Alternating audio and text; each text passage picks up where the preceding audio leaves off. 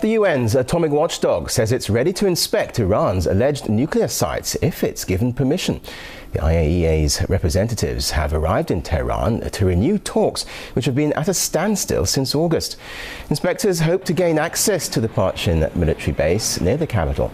They claim the facility may have been used to develop nuclear weapons and cleaned up afterwards, an accusation yet to be backed by evidence. However, as Maria Finoshina now reports, the burden of proof is now weighing even heavier on Iran.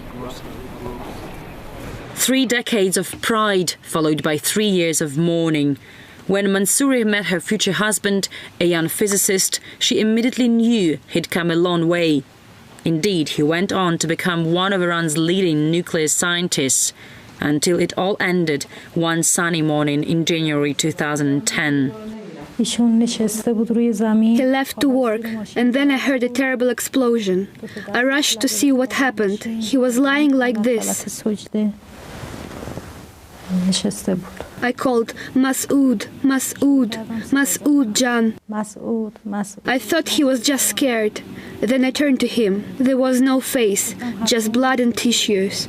He was the first victim in a gruesome trend associated with his work.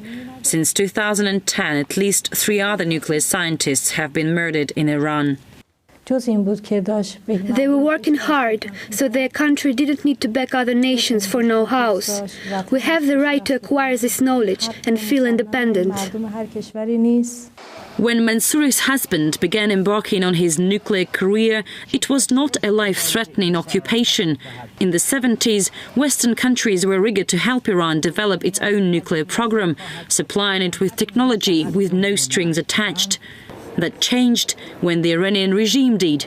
What was earlier seen as an inalienable right became its biggest liability. Would be emboldened in its pursuit of nuclear weapons. Billions of dollars have been pumped into the industry before the revolution, at the time of the Shah. Why should they give up now, just because Western powers say so? While Iran's nuclear program is now a target of Western political discourse, there is only suspicion and no internationally recognized evidence that the country is moving towards building an atomic weapon. Iranian officials believe all this tension is fabricated with the sole purpose to demonize them in the eyes of international community. If you have knife in your kitchen and some of the Western countries come to your home and said, "Oh, knife is very dangerous. Maybe you want to use it to kill some people." This is very joking idea.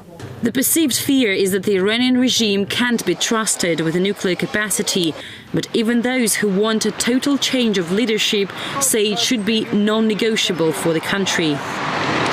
The nuclear issue has become like Iranian national football team.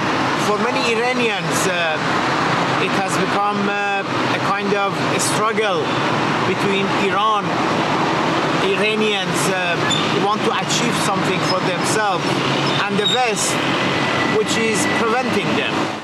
The blast that killed Mansouri's husband was so strong that the clock in their living room stopped at the time of his death. Both the West and Iran are equally failing to move forward. Iran has long insisted on its right to develop a peaceful nuclear program, but suspicion in the West has led to more and more severe sanctions. The more Iran resists, the more the pressure builds, and both sides show little sign of giving up. And while the West sees only dangerous intentions, people here in Iran believe it's all down to pride and prejudice. Maria Finoshina, RT from Tehran.